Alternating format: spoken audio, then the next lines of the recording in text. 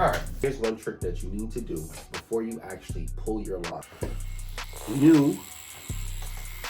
I would probably have my machine to line. You don't want it too far out, just in case if you don't want to end up blowing the skin. So I would have it around that much. Now for voltage, I would keep it around between either 5 to a 7. 6, 7. Now this all depends on how your hand speed is working. Now another thing, before we actually get to the line, before I actually pull my line, what I do is a ghost line. So what that means is, if this is the line that I want to pull, I wouldn't directly just pull the line. I would literally basically fake trace over it before I actually touch the skin. That way you make sure you are having the right motion. So before you actually hit the skin, you should already just go close to it. Don't actually touch anything and just see, like if I was to do that, that wouldn't have been a good hand. Sometimes you need to adjust your hand when you do this. When you do a fake ghost line, you can see and have a good feeling before you can actually sit there and put it in the skin to then make the line. That's step number 1. That would also help you work with lining. Number 2, all right, you know that the line it needs about a 7-round liner, right? Let's say we're running a line. Now, here's what I don't like. You see that line is shaky, okay? But you don't know how to fix it. Let me tell you how.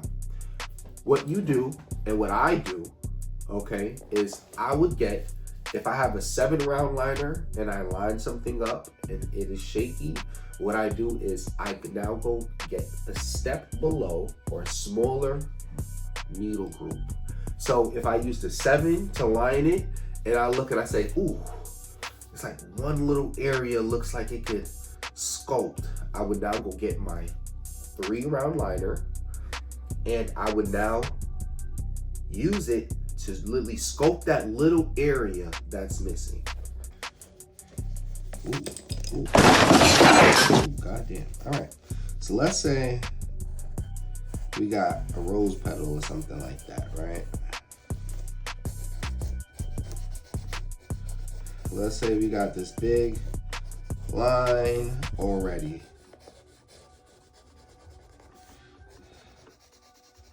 Let's just call that the 7, right? So now I wouldn't use the same 7 to now sculpt out these ends, okay? The reason why is because what you're doing is, what you could possibly do is now end up, let's say if this is how we make our 7 and this is how we make our 3, right? Let's say I made this, right? Boom, so we made our 7. Now if I wanted to clean up all of this little jagged edges here, what I'm doing using the 7 is making one side bigger than the other. Instead, if I would have just used the 3, which remember when we're using our 3 for the pencil, it's just single line. 7, just so we show the difference, all right? So if I was to use my 3 instead, all I could have did was just now come here and sculpt and fix this line to now straighten it up. That way it's more cleaner. So you see how now the insides are more cleaner once I use my 3, technically my 3, all right? So I think that is one good tip to definitely make sure. If you have a bigger liner like a 7, then you need to have something smaller to clean. Sorry, that should have been smaller. Then you need to have something like your 3 now to come clean up all your 7 areas. Okay, that way everything looks neat. We want neat. This is going to be a neat little flower piece or whatever. Okay, leaf, whatever you want to call it. All right, so that's what we need to work on. Now, another good lining tip, okay? This has nothing to do with the actual machine. This actually now goes back. This comes back into the pencil. And nope, not this pencil. These pencils. You feel me? Okay, no, that's a crayon. No, don't worry about the crayon. But these pencils, you feel me? This is what helped me be able to help with not necessarily lining, but as well as lining and knowing my pressure, okay? Because this also helps with not causing blowouts. Sometimes you are not sure on how far of where to put the needle to skin depth ratio. I think a good practice is drawing with lead pencils. If you're sitting there busting these lead pencils up every time, then that means you're pressing way too hard. So I could only imagine what you're doing in skin. Okay? Now, it's always more forgiving. It's always more forgiving to press light and it heal lighter and you have to go over it one time, then you press so hard that you cause a raise and you damage the client's skin. You can't really, it's very hard to sort of now clean that up. You know, a raise is a raise. Okay? So I think a good way to help prevent these type of raises is literally just practicing. Just literally practicing with these type of pencils. It's a good idea to always just make sure you keep practicing with these pencils, because I feel like if you can't sit there and draw anything out without necessarily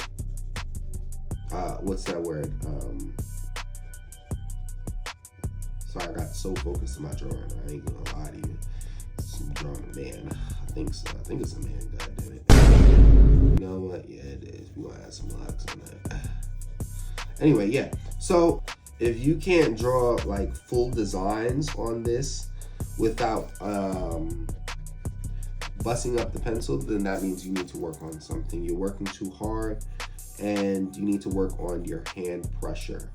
Hand pressure also plays a great deal in lining. Okay, so now, all right, now let's move on. Let's work on some shading. All right, most artists use 5 cups. Okay,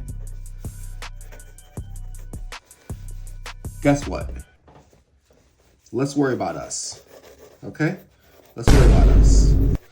Okay. All right, we're just starting and we're working on brown skin. All right.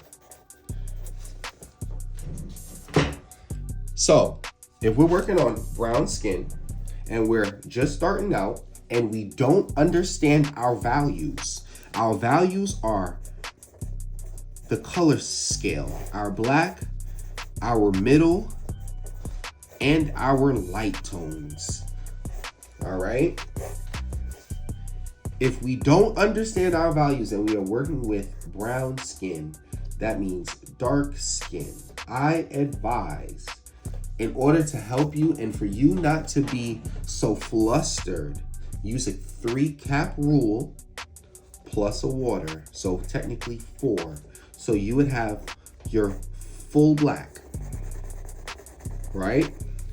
For the middle. And again, this also depends on how maybe dark the person is, but I'm not gonna lie, this tone can work on at least if the person is more browner than a brown paper bag. So if they have no yellow undertone in their skin, this is what I mean by a yellow undertone, is when you see sort of like a golden yellow in the person's skin. When you can see the veins and it is green, they have a yellow undertone.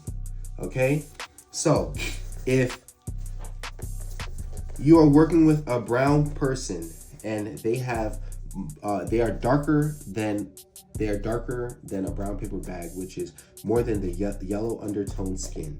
Okay, here's some things that I would advise. 1, I would hit the middle halfway. My light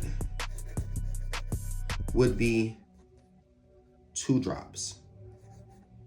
So 1, 2, and then my water all the way up. Here's what this does. This limits confusion. You cannot be for real. Oh my God, you for real? No, you for fake. No, you for real.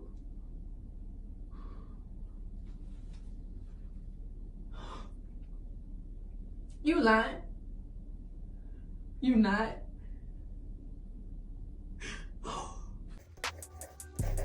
When you have 5 different cups, you don't even know what you're dipping in for this brown skin. Okay? We need to understand our values. We need to understand, where does our heavy blacks go? Where do we need to layer our middles? Bitch, I see what you did there. I know. And where do we need to layer our lights? Okay?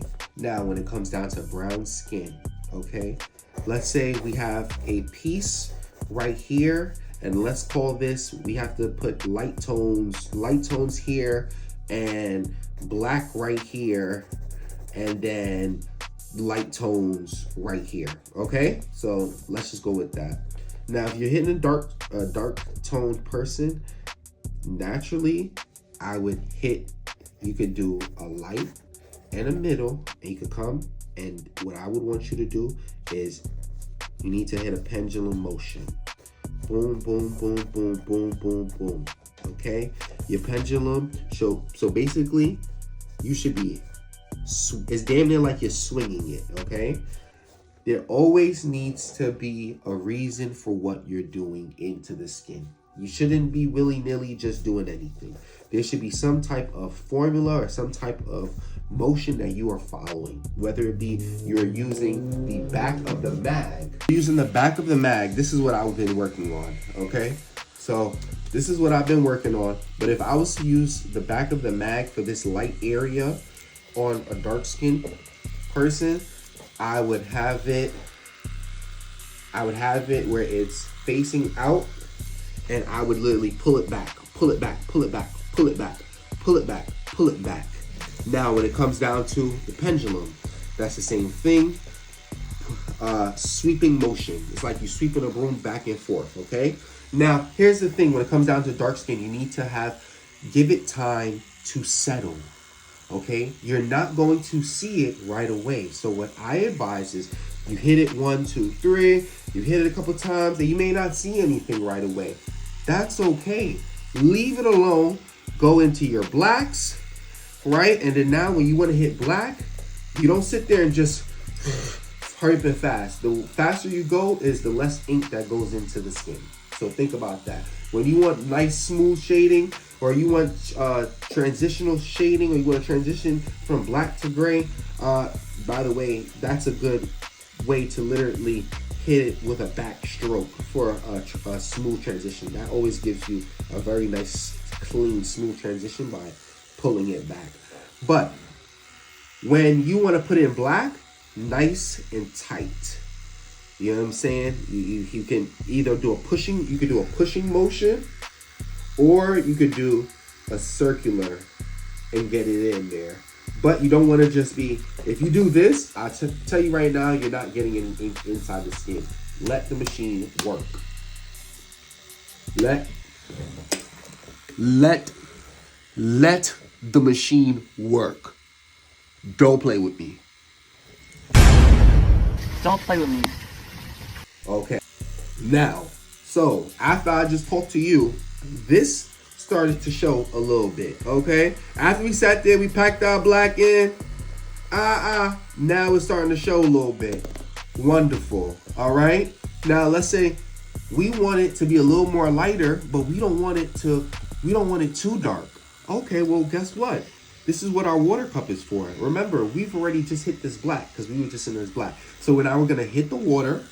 So I hit my water, boom. And now I'm gonna just go over it with a pendulum motion still. Boom, boom, boom, boom, boom, boom, boom, boom, boom. On brown skin, what that's gonna do is that's gonna just show up a little more. Okay? This is a marathon. This is not a race. Okay? I'm gonna show you one of my pieces that I'm working on, and I'm not done with this. But what I'm trying to show you is the grays, the blacks, And it takes time for some of these lighter tones to build up into them. Now, the reason why, again, like I said, the reason why I say use these only 4 when you are a beginner, because it's less to try to figure out and look at. The reason why I think it's best to use this 3 to 4 cup rule, which is the black, the middle, the light, and the water, for beginner artists, that's like me telling you, let's go on the highway, and I know you've never driven a day in your life. And I say, well, driving is all about the highway. That's how some of these artists talk when they say you have to use 5 cups. It doesn't make any sense. Let's come down to the parking lot. The parking lot is the 3 cup rule, which you can now sit there. You got your black, your mid-tones, your light, and your water cup. Okay? Don't make it hard. Okay? I'm never saying that you cannot move up until 5 to 6 cups in black skin. I'm not saying that. What I'm saying for beginner artists, I feel, and this is what I've also used. The name of the game is, it is a marathon, it is not a race. When it comes down to tattooing brown skin, I definitely had to tell myself this multiple times. I ain't even gonna sit here and lie to you, okay? Because sometimes I'm sitting here tattooing, and I'm like, this shit ain't going in. And let me tell you something. That's another reason why I think the 3 cup rule is definitely, I learned that, where what I used to do is I would have 6 cups, 5, 6 cups. I would probably go to my lightest one, hit it, not understand that I have to wait.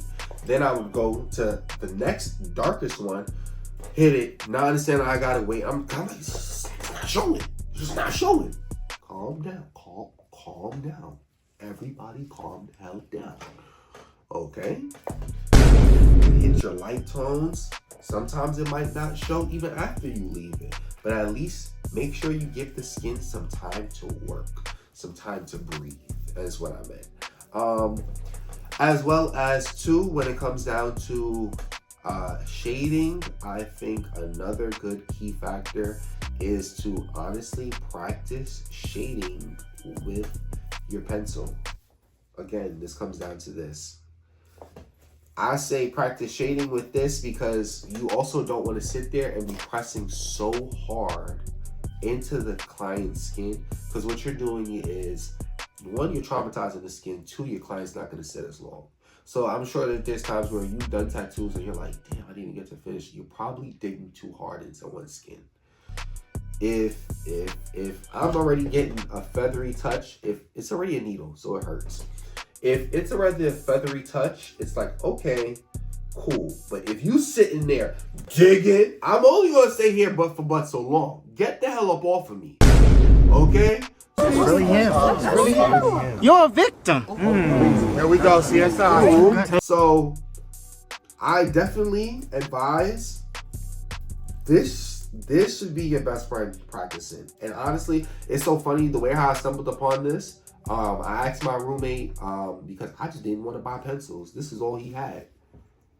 But guess what? When I really first started tattooing people, my problem was now when I was tattooing them, I had to figure out like that middle grace. Because I was tattooing people too light. Because I was so used to this. But I'm not gonna lie. I'd rather figure out that middle grace and tattoo people light, and we figure it out, than I'm sitting here and digging into the skin. You'll get to the point. I feel like in the beginning it's very tough. Some people could get it faster, some people don't.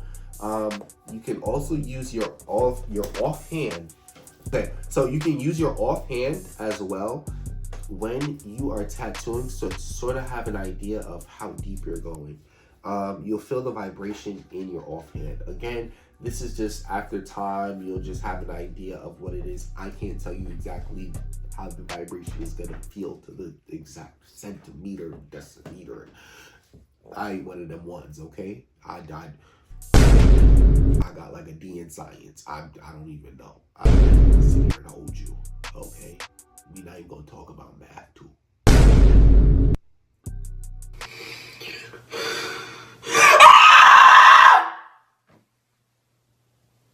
No, I'm still sad. So, it's Ink by Ra, and shit. I hope you have a good day. Like, comment, and damn, I think I broke my leg. I might need a sub. Subscribe down below.